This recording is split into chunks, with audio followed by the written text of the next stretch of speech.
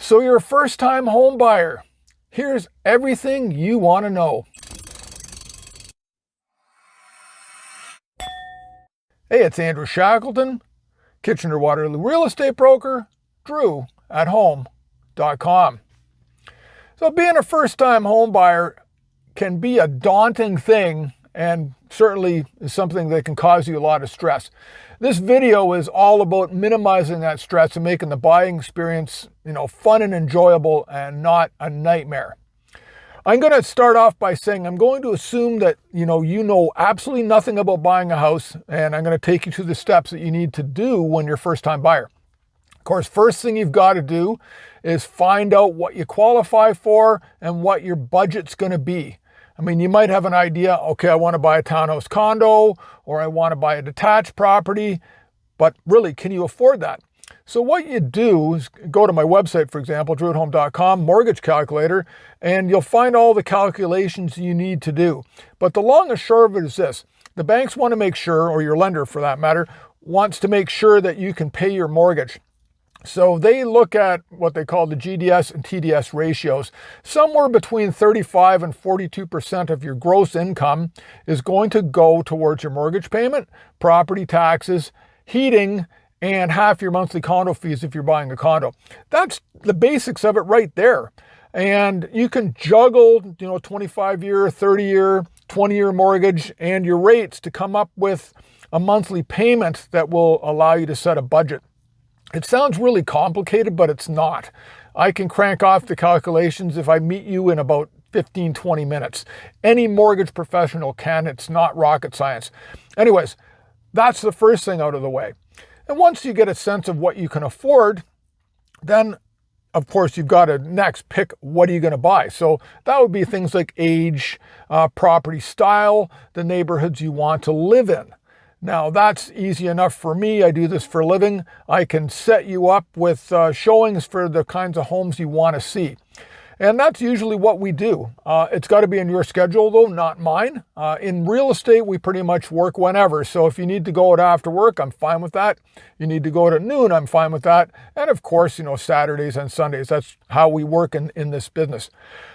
We can see one property or three or four or five, depending on what you want to do. A lot of clients, when I first meet them, we get out and we see 3 or 4 or 5 properties. That gives them a real sense of what I do as far as being a real estate agent. And mostly as a buying agent, I'm going to show you all the things wrong with the properties, as well as all the things that are right. And we reject, I'm going to say probably 75% of what we see, maybe a bit more. Because, you don't want to buy a headache. And my job is to save you money and steer you away from, properties that could potentially cost you tens or thousands of dollars in repairs after you've purchased. The offer process. You found something you like and you want to put an offer in. Well, I'll take you through that process too. When we first meet up, I don't have any expectations that you're going to sign paperwork with me, exclusive buying representation agreement. I don't work like that. It's based on trust. When we start offering on properties, of course, that's when our relationship becomes official. But I take you through all that paperwork. That whole process is maybe an hour 15 for me to get ready and take you through. And once that's done, then we're offering on the property in earnest. Typically, with almost every agent out there, if we're successful in getting you your property, they're going to require a deposit within 24 hours. And that has to be usually a bank draft or certified check.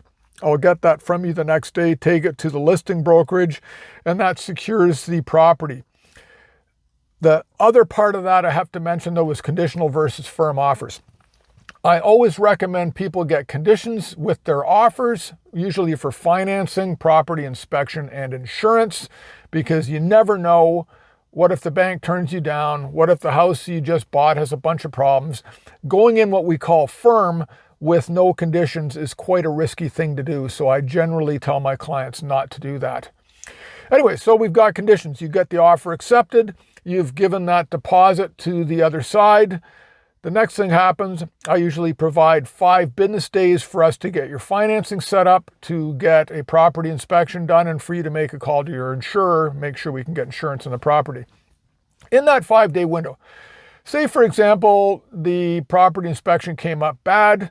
You've got several choices. You could have the seller rectify the problem. You could get the seller to give you a discount and then you pay for the repairs yourself, or you can actually walk away from the deal. That's why you get an inspection, and that's why you have conditions, because it allows you out. Anyways, let's assume though that we get our inspection done and it's minor stuff and you take on the house. The next step would be signing off that you're satisfied with the conditions, and at that point the deal moves to firm. You have just bought a house. The only thing that needs to happen between that firm period and closing is you getting the final bank document signed, meeting up with your lawyer, calling the movers, getting taxes set up, getting all utilities set up, phone transferred over, internet transferred over. I will help you through every step of the way. And so, yeah, I ran this off, I think, 6-7 minutes. It's an awful lot of stuff, but I'm really good at this. And my whole job is to make this a chill experience for you, which I can pretty much guarantee you I will. That's it. That's all the information you need to know as a new home buyer. Thanks so much for watching, and have yourself a fantastic day.